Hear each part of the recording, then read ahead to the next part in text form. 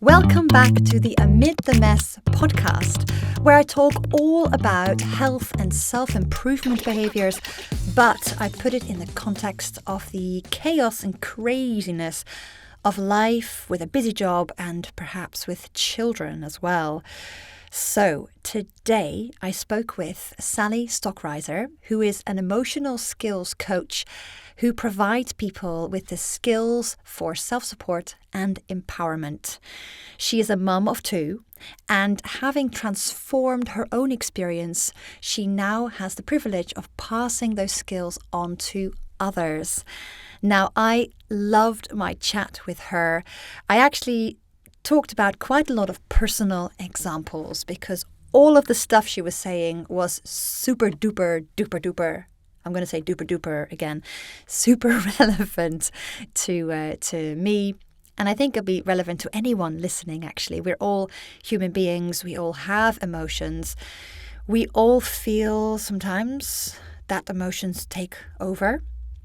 We might feel that we can't do anything about it. But Sally has very interesting advice for all of us. So I hope you enjoy this little chat, and I hope you take away something interesting. Well, without further ado, here's Sally Stockreisser. A lot of people feel and believe that emotions just happen to them. You know, they're angry. I am just angry. Nothing I can do about it. And other emotions as well. But you talk a lot about emotional skills. So how is that different? What are emotional skills? Yeah, sure. It's a really great question. And actually, I think it's a really natural question to not yet have perhaps some awareness of. So first of all, I would say I think it's completely natural and normal when people feel that their emotions are happening to them. It does actually feel like that within our bodies. We're navigating the world, and it very much feels like, depending on what we're navigating, the emotions are coming at us. And there's a reason for that. It's because even though all the emotions we ever feel come from within ourselves, from our own brain, it processes the world around us so quickly and produces our emotions so quickly that it feels like the circumstances around us are producing those emotions and they're happening to us. But yes, when you talk of emotional skills, it's very much understanding that actually, although it's natural and normal to have seen your emotional world outside of you, and that's definitely where I used to be too, understanding that instead it's possible to teach your brain to behave for you in a way that serves you emotionally by reducing and removing the intensity of negative or challenging emotions you feel, by generating positive and supportive emotions, and by giving yourself the best daily self-support as well. You can transform your emotional experience. Okay, amazing. And so what are the top 2 to 3 emotional skills that can make the biggest difference? Great Maybe like question. particular emotions or carry on. No, absolutely. Good question. Well, I was thinking about this through the parenting lens. And one of the things that I would say is probably the most helpful when you are navigating the worlds of parenting and all of the emotional challenges it brings you is, first of all, we've talked about how it feels that those emotions are outside of you. They're very much dependent on what you're navigating that day. So I would say that probably a first really significant emotional skill that you can consider that would be really helpful is to start to understand that the emotions that you're experiencing are really relevant because they're actually generating all of your behaviours. And so if you can start to pop out of being what I would call with my children and myself being in an emotion, kind of consumed by it, I would say that one of the first skills that's really helpful is to start viewing your emotional experience with a bit of perspective, almost imagining that you're standing outside of your body and you're looking at yourself in front of you in a detached way. Because when we take a step back and see the emotion that we're experiencing that's presenting our challenge, it gives us an opportunity to remember that actually we have an opportunity for influence. Whereas when we're in an emotion and very consumed by it, that's a very natural and normal place to be. So there's no judgment here whatsoever. But if we can take a step away from that, it really gives us an opportunity to be curious and consider how we could help ourselves for the next few steps of what would be the best supportive behaviour for ourselves. So I would Yeah. say, so Okay. yeah, that awareness, I would say, would be my first one for sure. Yeah. So awareness, stepping outside of yourself, like you are the observer, observing yourself getting angry or getting really sad, or is that what you mean? Yeah, absolutely. And it's just Yeah. really Yeah. important to try and do that with a huge amount of compassion for yourself as well. So we often have a lot of ideas that experiencing certain emotions might make us a less valuable person, or that we might not be coping. Whereas I'm saying, let's take a step back and look with detachment, but through a kind and supportive lens wherever possible. Okay. Yeah, of course, because I have heard of the phenomenon where you can be angry, maybe, and then if you then judge yourself for being angry, you get angry about being angry, or you get depressed about getting depressed. You know, it like makes it worse. Yes, Yeah. So you have a huge absolutely. amount, yeah, a huge amount of compassion for whatever emotion you are feeling. Yeah, definitely, Yeah. Yeah. Yolanta. I Yeah. would say that having that compassion is one of the best things for cutting through the layers that we can put on top of our emotional experience that make it more intense. Just as you say, we can stress about the stress, or we could worry about the worry. Whereas if we can detach ourselves with a bit with compassion, knowing that they're all natural, normal human emotions for everyone, then we're in a better place to support ourselves, and we're not inclined to layer on self-criticism on top. Yeah. Absolutely. So if someone was skeptical about this, so if there was someone that was like, when I feel an emotion, I just feel it. There's nothing I can do about it. What would you try to say to that person to convince them that you do actually have some control? I suppose what I would say first of all is I would allow them to explain all their reasoning, because it will make absolute complete sense to them. That is exactly where I used to be as well. I did not used to go emotionally empowered whatsoever. And so the first thing that people's brains will want to do is they will want to reiterate their current ways of seeing the world and their current ways of processing. So I would first of all completely respect that point of view. What I would then encourage them to do is respectfully to consider how, if it was circumstances around us that were generating our emotions, we would all be experiencing the same emotions for the same situation or the same circumstance. Oh, And so if you all imagine yeah. us being in a situation, you'll see how actually everyone in that situation or circumstance is emotionally experiencing it in a slightly different way. And that's great news, because rather than it being, again, a source of judgment for ourselves, it's actually an opportunity to see, oh, wow, actually, if the secret lies with how our brain's interpreting this, although I've maybe thought differently until now, there is an opportunity for empowerment.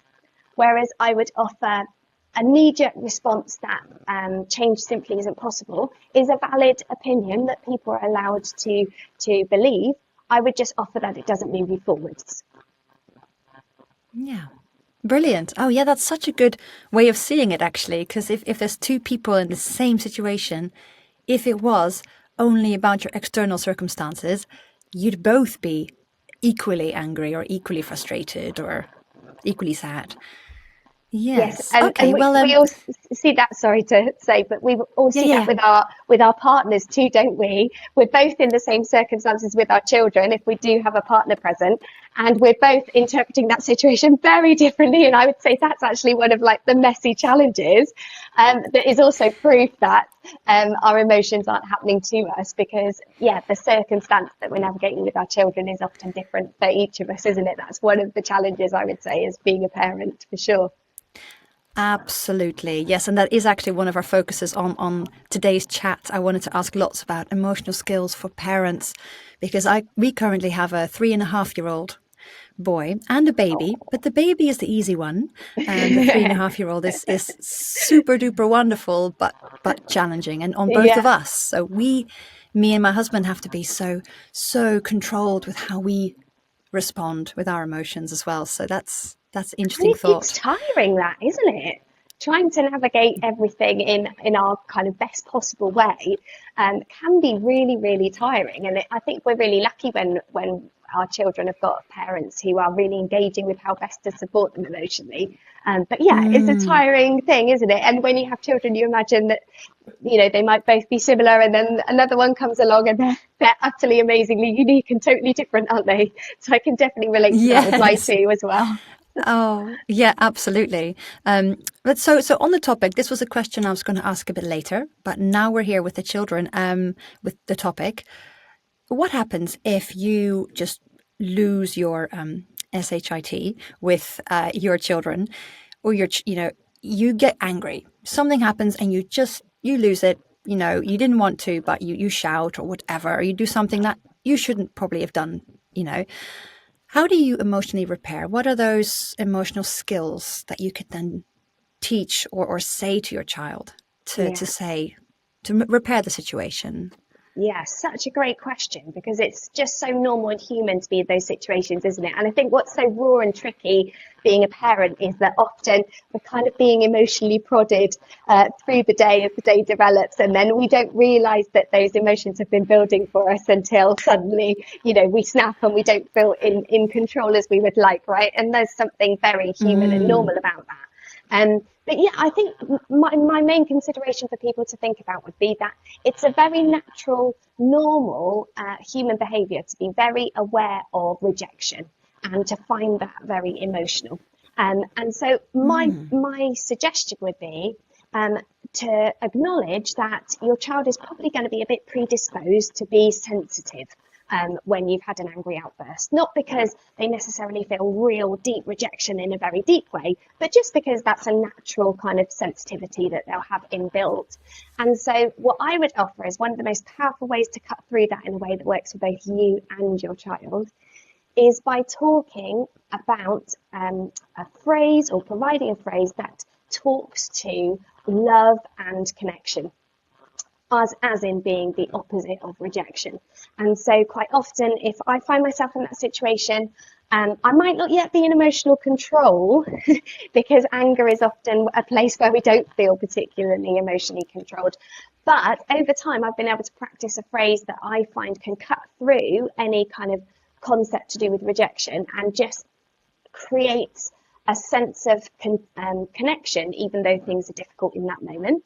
I would use a phrase something like, I'm feeling really angry right now, and I love you very much. And obviously it depends on the age of the child, so it needs to be age appropriate. For a very young child, you might rephrase that to be something like, Mummy's very angry, but I love you. Yes, right the way up yes. to, my eldest daughter is 13, so I might say something to her that's something like, I'm currently feeling really angry and I'm not in as much control as I would like to be. I love you, but please can we talk about this in a bit? So there's an opportunity to tailor it to the age of the child. But essentially you're saying, I'm experiencing this, but I also have that connection for you still. Yeah. That's really good, actually. That's I think that would be very appropriate with my 3.5-year-old. If I say, I'm currently very angry, but I love you very much, he would understand that. So that's I'm gonna keep that one in my little toolbox of Oh, that's great. emotional skills. Yeah, and you will find your own voice as well. Obviously I talk how my brain talks, but ultimately, if you just remember in your own thinking that you're trying to just create a bridge of connection in that difficult moment, you will find your own words that work really well, and they'll be unique to you. But if they come from a place of love, like an obvious question is, what would love do right now? That's quite a powerful question to ask yourself in that moment. And you'll find that just comes out in a way that works for you, rather than you feeling like you have to pretend to be, or somebody else would have to pretend to be me with my words. Hopefully they'll find a way of using that as an idea, but in their own way. Yeah, lovely, lovely. Now, I've heard you talk before about the benefits of emotional skills. Kind of, there's benefits beyond what people might expect. Could you go into a bit of that? Yeah, of course. So I think when most people think about an easier emotional experience, they're thinking about being able to feel better. And obviously a lot of what emotional skills provide is an opportunity to feel better. But I suppose what we mean by that is an ability to create an emotional experience that works for you. And that there's quite a lot of depth there in terms of what that means. So not only is there the physical sensations that you're feeling in your body, which is essentially what a feeling is, the physical sensation that you're feeling in your body, there's also the impact that that has. So a lot of my clients aren't just looking for their emotional experience to work for them better. They might be looking for improved sleep, for example, because unprocessed emotion has a really significant impact in your ability for your brain to relax and to calm itself down from its high level processing. I might have clients that are having a lot of muscular tension build in the day, and then looking for ways. Yeah, we've all been there, right? In fact, I feel like I should just shake myself down at this point. All those physical sensations that build in our body that we're not noticing. Quite often, yes, it's about feeling better, but the ripple effect of those have impacts in lots of different ways. Muscular tension. Also, a lot of my clients, and I have also experienced this, significant changes in digestion and feeling much more comfortable in terms of their digestion and how their body is functioning. Because essentially, if your emotional experience works for you, you're not in a constant state of heightened awareness. And that serves your body in so many ways. Yes, yes. So you've just touched on something that a previous guest also mentioned. She was talking about gut health, that it's so important to be in your rest and digest state of the nervous system when you're eating. So actually your work fits in so perfectly, because then you've got to do have the emotional skills. If there's stuff going on in life, and let's be honest, there's always stuff going on. Yes. Hardly anyone has a perfectly Every single serene environment. So that fits in really well. And that's I've noticed that as well, definitely. Me and my husband, we try to eat really healthily, but even so, if you're more stressed generally, you do feel the bloating and the kind of not quite right after your food. So Yes. I love Yeah, that. I think that's really interesting, your previous speaker talking about gut health, because I think that's a really interesting emerging area, isn't it, that people are starting to understand more and more. And you're right, I think quite often it's the emotions underpinning a lot of the symptoms that we're experiencing. And actually going to the core of, as you say, every single day is always going to be navigating a huge range of emotions, right? And it's so helpful. Curveball. Yeah, exactly. And moving away from this idea that some people have just got it sorted and they're living this life of, perfection where they have no challenge at all. It's now that I know how the brain works, I can promise you that is not happening for anyone. And so, yes, it's amazing the impact that can ripple out in so many ways. Yeah, wonderful. I have a few other questions. So I knew you're an expert in emotions and emotional skills. I've always wondered what a few terms mean. So what does emotionally immature mean? How does that come across? And then in the opposite way, what is emotional intelligence? Okay, great question. So emotionally immature is often a phrase that people use to describe somebody who is quite emotionally reactive and perhaps not as regulated as they might be for the age that they are. It's almost a phrase used for age appropriate regulation. And we've all been around a toddler and we know what it looks like when they're not feeling very emotionally regulated.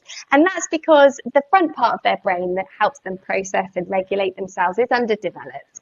And they're learning what it's like to have these sensations in their body, and they're quite consuming. And, going back to our conversation about anger a moment ago, sometimes you are lost in your emotion, and you can see that in toddlers all the time, right?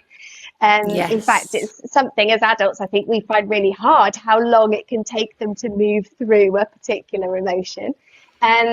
It's emotional immaturity is a phrase I use with caution, just because I think often it gives a nod to a kind of moral judgment. Almost, if you are less mature, that's kind of a slight on you. And again, we're really trying to approach this from a compassionate lens, because self-criticism just really intensifies our experience. So I suppose a phrase I find more helpful is to talk about whether you feel more or less emotionally regulated. and age appropriately so, right? So rather than it being that people who aren't emotionally regulated are somehow immature and therefore there is they are less than, and we can make judgment on them, I would say instead, perhaps people just haven't yet got the skills, and yet is the critical word, because we can all learn them luckily, but they haven't, Yes. yet had the opportunity perhaps to develop skills for emotional regulation. Yeah, yeah. And that looks like, can you just say the side, how that looks like from an observer's point of view again? Yes, in terms of what it looks like to be regulated. Well, like I guess, yeah, also, but you said reactive, so that means Sorry. Yeah, someone. absolutely. Great question. Sorry. Yes. So if somebody is being reactive, that means that they are being kind of consumed by an emotional experience that they're having at that moment. They have an emotion in their body. Let's say it's anxiety or anger. And what they are doing is they are trying to kind of have an impact on their surroundings in the best possible way to limit additional emotional challenge. So it's a way of kind of protecting yourself from additional emotional difficulty. It's probably useful for me to explain through an example. Yes, please. Yeah, Yes. okay, great. So for example, if I was feeling really angry in a moment, let's say Sophie, my daughter's asked to get some milk out the fridge. She really wants breakfast. Perhaps I feel like she's being a bit impatient. She grabs the milk out, and lo and behold, of course, because she's young, well, we all do it to be fair, she drops the milk. It goes all over the floor.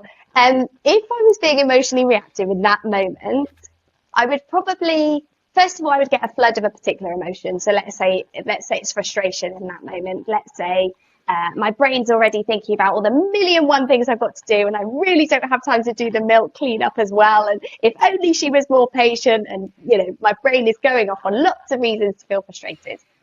If I'm being emotionally reactive in that moment, I will be talking and behaving without awareness. And it will be fueled by that emotion, frustration. So it might look like, oh, for goodness sake, Sophie, I can't believe you've done that again. That's always happening. Oh, now I've got this to do and that to do. And what I'm essentially doing is just venting my thought processes without limitation, without kind of conscious awareness. Yeah. And so being non-reactive would be to take a moment, which is easier said than done. We will have to practice this over time. Deep breath. A deep breath. And then take a moment to consciously decide how you want to behave next. And that conscious moment of engagement is the difference between being reactive or not, I would offer. Yeah, great example. Thank you for spelling that out. It's just, yeah, I think a lot of people, if you don't think about this on a daily basis, the idea is it's nice to see in the context of how something would work and would look. Yeah. So I have a personal question. So I'm always wondering about myself, whether I hold in my emotions or whether I'm doing good emotional regulation. Mm-hmm. So coming from a background from yoga, very much about, kind of self-awareness, deep breath, and like that kind of stuff. I tend to almost breathe away the emotions a little bit. Mm-hmm. And I'm always wondering, am I good at this emotional regulation stuff, or am I suppressing my emotions? And I don't quite know which one it is. Because I must admit, I do sometimes explode. Like maybe once every 3-4 months, I will then get really angry. Yeah. So what do you think? I think you're human. That's the first thing I think. And I can definitely relate to all of that. I think that is a really fantastic question, because actually kind of suppressing emotion is something that we can often do without even realizing. It's definitely something that I used to do in my previous life. I think the way that you use yoga for deep breathing is a fantastic tool for allowing the physical sensations in your body, feelings, to pass. And if you think of an emotion as a sensation in your body, The reason motion is the second part of the word emotion is because it's there to drive behaviour. So it has a physical energy to it. And one of the best ways of allowing those physical sensations to pass is by doing deep breathing that triggers to your brain, actually all's well, and you can proceed with your day. So it's a great tool to have to allow emotions to process and to begin to pass. What I would offer is that if you are noticing that you're either doing things that you realise aren't necessarily serving you, or you're suddenly feeling rushes of intense emotion that catch you out, I would offer that what's happening there is actually there's some emotions under the surface that aren't being processed. And because they're being, it's a bit like having if you're in a swimming pool and you've got a toy ball that my kids love that game, when you're chucking the beach ball around. And if you imagine like the beach ball being under the water and you're kind of pressing it down, you're trying to contain how you feel, which is really natural and normal. We're all trained to do this from very young. But what happens is it pops out every now and again when we don't expect it, and something will happen. So it used to be for me that everything was fine until it suddenly wasn't. And it would be something small that would trigger it. So I would offer that your yoga and breathing practice is fantastic. Keep going with it because obviously it provides you with such value and it will really help you emotionally.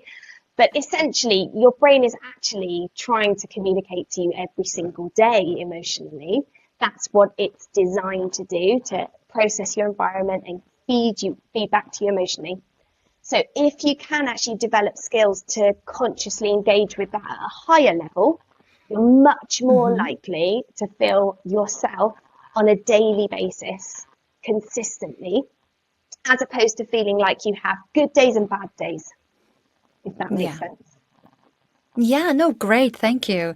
I think, that I'm definitely somewhere in the middle there. It's like definitely that beach ball sometimes pops up with a vengeance. So And it there's always some like work to be whips off done. in some random direction, doesn't it? Where you didn't expect, and it's like, oh wow, it's gone over there now. And I remember often, I'd be caught in an argument with my husband or something, and we'd end up discussing something totally separate to what the original challenge was. And sometimes exactly that can happen without us realizing the impact, can't it? Yeah, brilliant. Thank you. Another interesting thing I've wanted some kind of definitions for a while, because I hear the term a lot in the news and in social media. What is toxic positivity? Oh, this is such a great question. I feel so passionate about this because I spent most of my life indulging in toxic positivity. This is exactly who I used to be. So, I think toxic is quite a buzzword, isn't it? We hear it a lot. So we hear about, toxic people in the workplace or toxic friendships. And I think what we actually mean by that is situations and circumstances that produce we experience difficult emotions when we are navigating those. But in terms of toxic positivity, that phrase is used to describe when somebody is suppressing and invalidating natural and normal challenging emotion by layering loads of positivity on top. And this used to be me, absolutely. In fact, my friends used to say I should start an app that was basically people would message me a problem and I would be able to tell them all the actual reasons why this was brilliant and wonderful and absolutely fine and give them all these Look positive on the bright reasons. side. Yeah, exactly. And I trained myself to do that. I think a lot of us do. Especially as women, not exclusively so, but especially as women, we're often socialised to try and meet the needs of other people. That's kind of often where our sense of value comes from. And what we've often learned is that actually to build relationships, people respond quite well to positivity. So quite often it's a habit that we learn, and it's not always coming from a bad place. And often people are trying to support themselves in the best way possible. But I think what happens is that there's an underlying thought, and the thought is, if I am experiencing a challenging emotion, something has gone wrong. and therefore I need to get positive quick.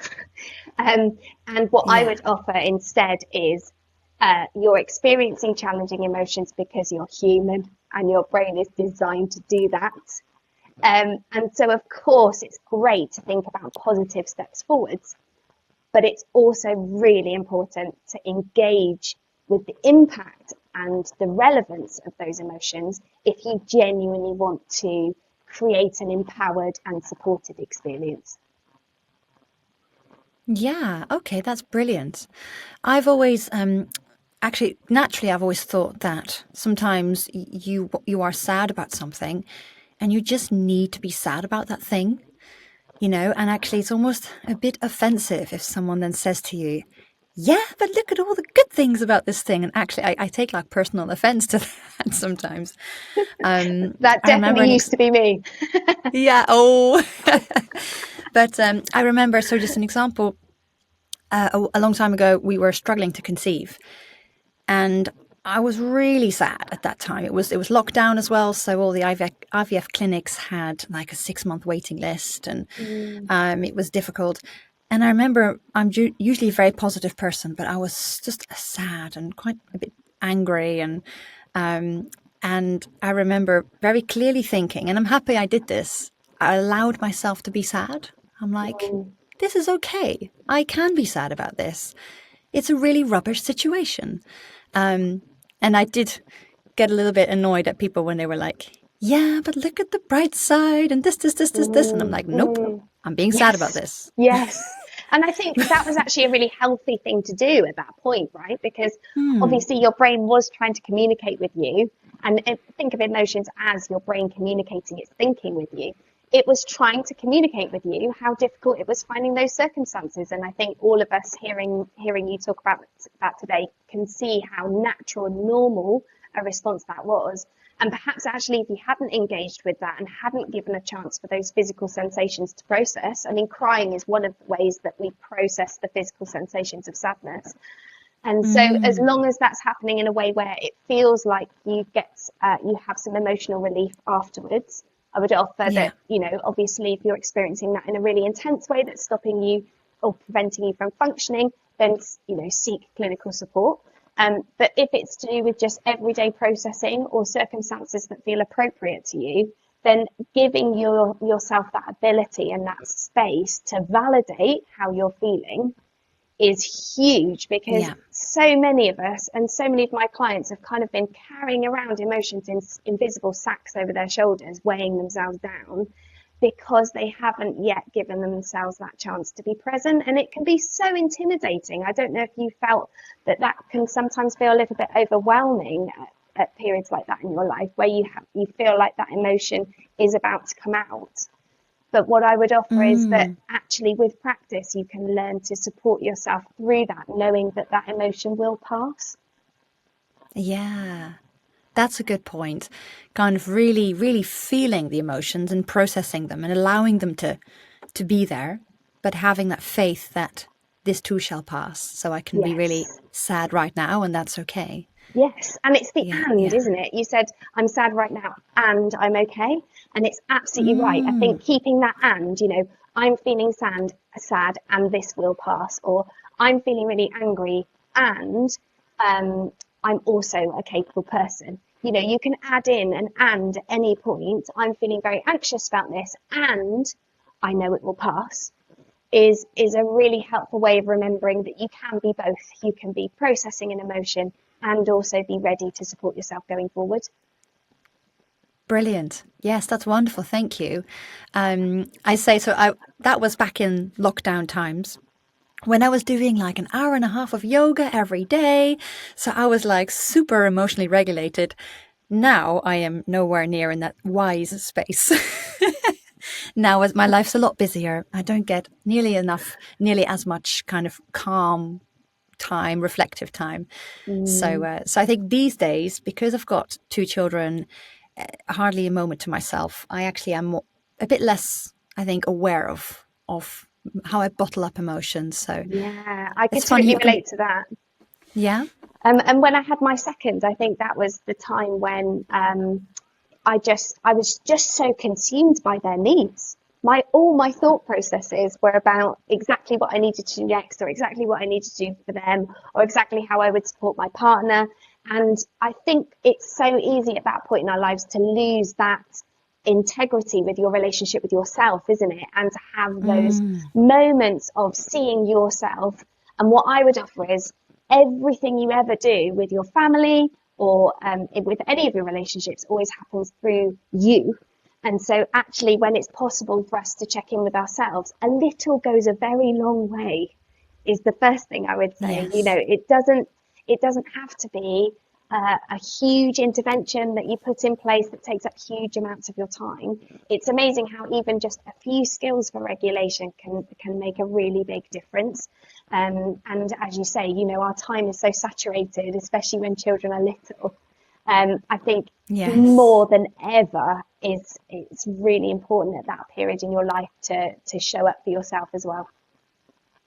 Yes. So it sounds like what you're saying is remembering to realize that taking just a little bit of time for yourself is beneficial for your family. Is that what you're saying? Kind of the happy mum, happy baby kind of hypothesis. Yeah, definitely. In the sense that, you know, you're only able to provide the best of yourself when you are having the best emotional experience for yourself.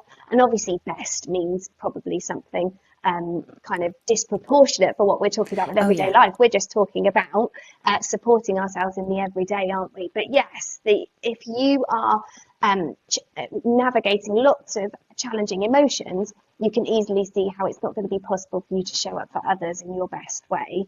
And I think seeing that you are relevant, not just for yourself, but for others, is a really powerful thing to remember, because I think it's so easy for us to become the invisible person in the room. And we get so caught up with facilitating others that although it's a real privilege to have that role, to be significant and to have impact, I think it's just so easy for our brain to just stop any of those thought processes that are about showing up for ourselves. Yes. Absolutely. This is kind of something I preach all the time when I'm talking about my yoga stuff. Like, you've got to take care of yourself and then you are a better person for other people. But I have an interesting example that is not yoga related. When we were deciding to have a second child, we didn't know whether we wanted it or not. And at that point in time, I was really trying to listen to my own needs and I couldn't hear them. I was literally like lying on the ground, my hands on my belly, and I was like, what do I actually want in this situation? And I think I had disconnected myself so much from listening to my needs that it was very difficult to listen, to hear what I personally actually wanted. Do I want another child? Do I not? I remember thinking, why can't I hear what I actually want? So I think I had gone through such a period of time when I'd just been looking after everyone else and just forgetting about my needs. Yeah, I can so relate to that for sure. And I remember when I first started discovering the power of this work and realizing I had no relationship with myself, because I was a chronic people pleaser. And that was just my main source of value and worth, was pleasing other people. And that was like my best feedback for feeling good about myself. But obviously none of that relates to yourself. It's all about being in the mind of somebody else as much as possible, isn't it? And when I first started this work, I remember thinking, I don't actually know who I am. Like, what do I like? What do I not like? What are my values? You know, how do I problem solve? And like you say, it's very difficult to feel grounded in making decisions, isn't it? When we don't have that regularity of checking with ourselves in terms of who we are and what our experience is and why, and how to support ourselves. I would offer anybody listening to this, it can all sound very overwhelming to feel like there's people out there like me now who've suddenly got this inner kind of connection and we understand everything that's going on. First of all, I would say none of us ever understand exactly what's going on all of the time. None of us have got it perfect at all. But what I would also say is it's small steps. So yes, I have an amazing relationship with myself now, but that's only been achievable through small, tiny steps. and making that change has taken time, but it's been possible because I've allowed myself to do it slowly and in an achievable way, especially when you're navigating such busy days.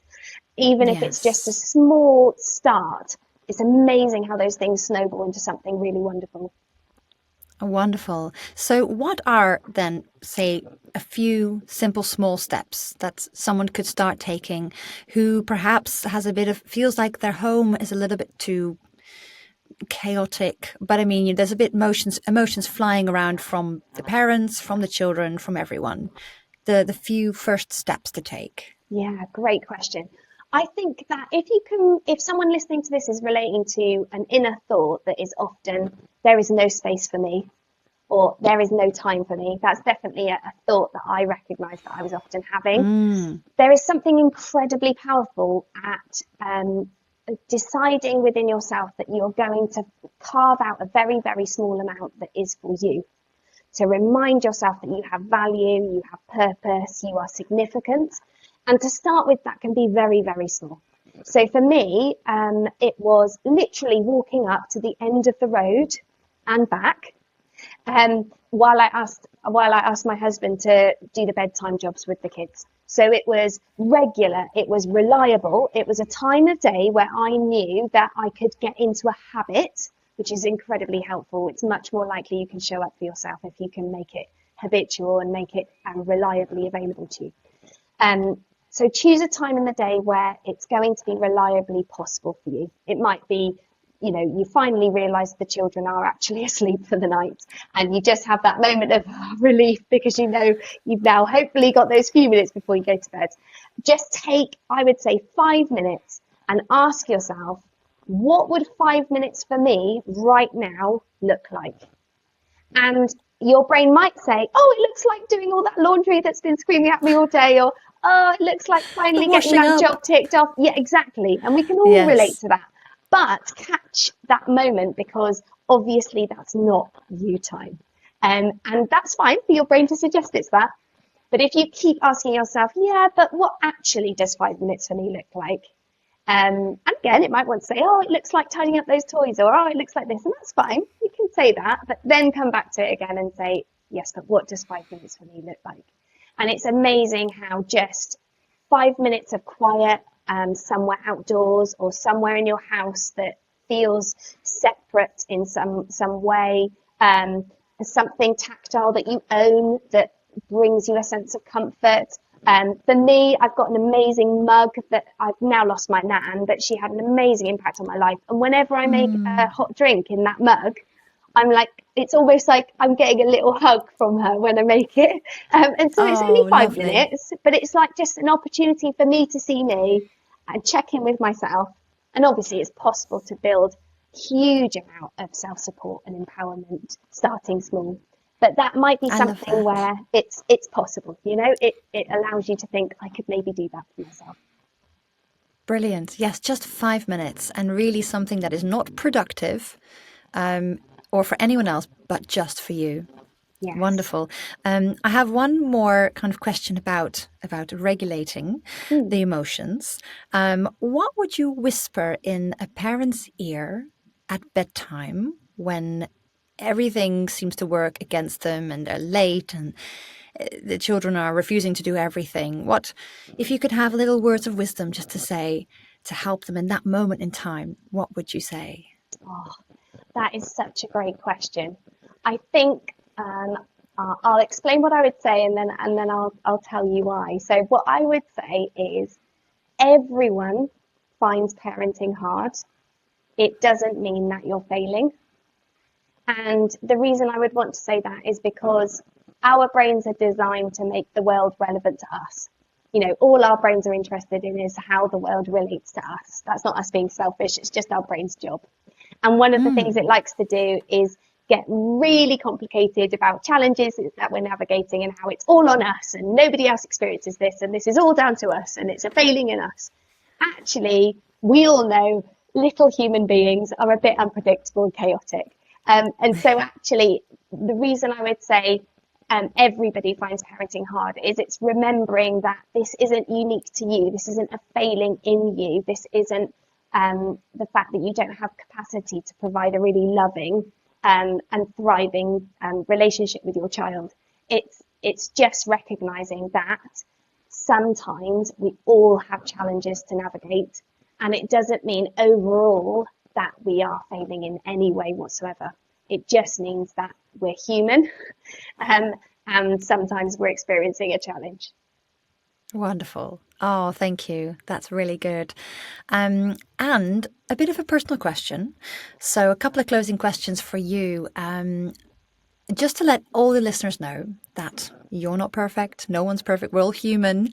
If you wouldn't mind sharing, is there what's one of your imperfections, or maybe something you are working on? A great question, because yes, you're totally right. We are all full of imperfection, aren't we? And I'm sure I've got quite a few. I would say that one of mine is that one of the things that I quite often find myself still doing is I will forget that my husband is not me.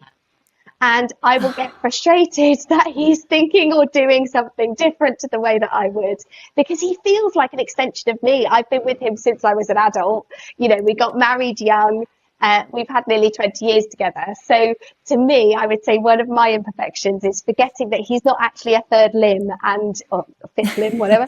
And that actually he is his own person. He's allowed to parent how he wants, and that's fine. Whereas often my brain kind of forgets that he's not me, and then gets frustrated that he's not necessarily approaching things in the same way that I do. And I always have to kind of catch myself when I do that, because as you say, we're all different. But yeah, that's definitely one of my imperfections, I think. Thank you for sharing. That's really, really nice of you to share. So the final question, can you tell the listeners what you do? And if they're interested in getting in touch with you, how can they find you? Yeah, of course. So it's been a pleasure to have everybody here today. Thank you so much for listening. Hopefully it's been helpful. If anyone would like more support, then I am an emotional skills coach. So I provide adults with emotional skills for self-support and empowerment. I do that through coaching. But one of the best ways that they could maybe just take the next little step to supporting themselves is if they Google Coaching Illumination, which is the name of my company. I'm always the first link there, Coaching Illumination. And if they go to my website, there's a section called Free Support. They can sign up for my weekly newsletter that provides them with really actionable, helpful self-support skills. I give a self-support skill each week. And I have a little a coaching community there who are coming on the journey with me in terms of self-support and empowerment. So they can come join us and we can learn together. And also there they can find links to a video course, or they can look at one-to-one coaching if they're interested, where they can always book a call to explore more. Perfect. Thank you so much. I'll put those links in the show notes so people can easily find you as well. But Fantastic. It's also useful that Google puts you right at the top. That's I know, it's a very good kind. thing. Yeah, fantastic. Yeah. Perfect.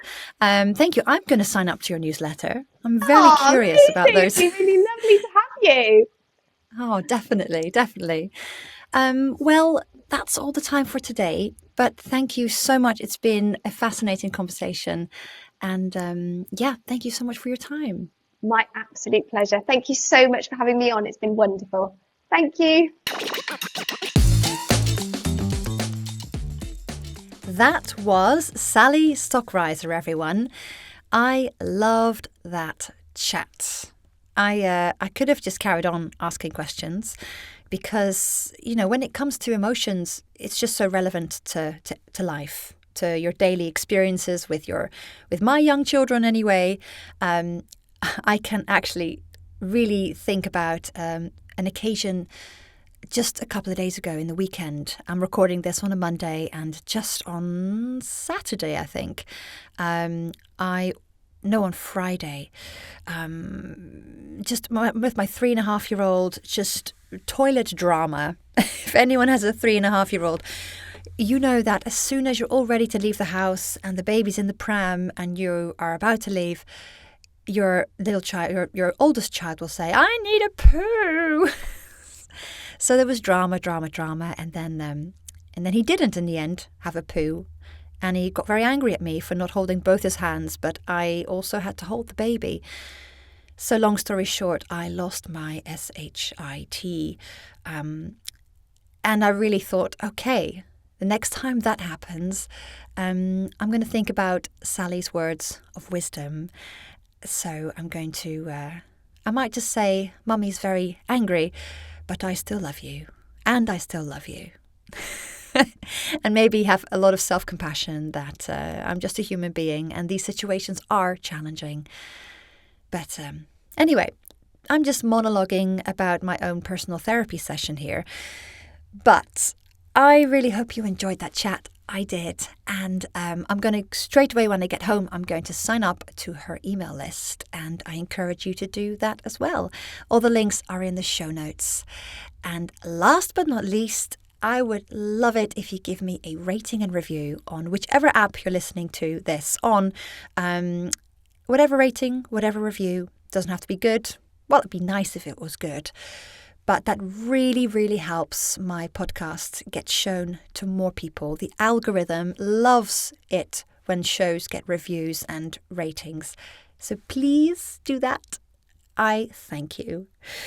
So it is now time to say goodbye, and you'll hear from me again next week. Take care.